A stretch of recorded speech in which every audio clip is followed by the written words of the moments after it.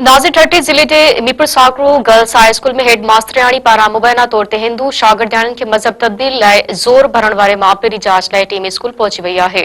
रवाइसा इन हवाले सां अपडेट वठूं था उमर कुंभार खां। उमर, इन हवाले सां वधीक छा अपडेट आहे? जी तव्हांखे ॿुधाइण वाला त कल हिंदू शागिर्दियुनि खे हरासमेंट करे मज़हब मटाइण वारे मामले ते हिंदू शागिर्द पंहिंजे वालिदैन सां गॾु प्रेस कॉन्फ्रेंस कई, जंहिंजूं ख़बरूं सोशल मीडिया ऐं इलेक्ट्रॉनिक्स मीडिया ते हलण खां पुठियां तइलीम जे वज़ीर सैयद सरदार शाह हुनजो जेको नोटिस वरितो ऐं हुन हिकिड़ी इंक्वायरी टीम जोड़ी जेका अॼु government girls high school Mirpur साकरे में उनकी इंक्वायरी करे रही है। इंक्वायरी जो सरबराह हुजूर बख्श खास कली जो डीओ एजुकेशन है वो इंक्वायरी हलंदड़ है।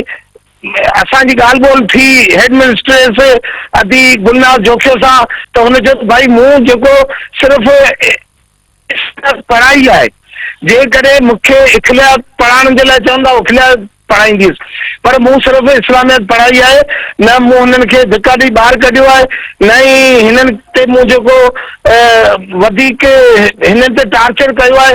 इन हवाले सां कॾहिं असांजे छोकिरियुनि जे वालिद सावण माइसरी सां ॻाल्हि ॿोल थी त सावण माइसरी जो चवणु हो त आउं SNE जो चेयरमैन बि आहियां हिन ई हाई स्कूल जो, ऐं मुंहिंजा अदी गुलनाज़ जोखियो सां सुठा तालुका अथनि ऐं हिन मूंखां मुंहिंजी छोकिरी खोड़ दफ़ा घुरी त हीअ छोकिरी तूं मूंखे गिफ्ट कर त हुनखे मुसलमान करियां ऐं ॿियूं छोकिरियूं ऐं तो समेत तव्हांजी फैमिली सुठी आहे तव्हां मुसलमान थियो।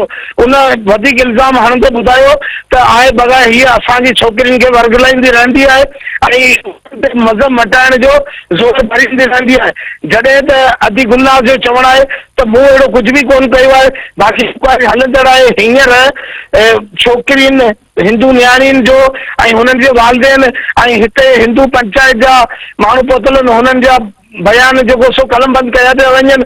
हुन खां पुठियां स्कूल जे अमले जो ऐं हेड मिस्ट्रेस जेका आहे अदी गुलनाज़ जोखियो जो बयान जेको कलमबंद कया वेंदा, हुन खां पुठियां इंक्वायरी में ॻाल्हि वाज़े थींदी त भाया आया ॾुआरी केरु आहे। जी उमर, अपडेट खां आगाह करण जे लाइ अवां जी महिरबानी।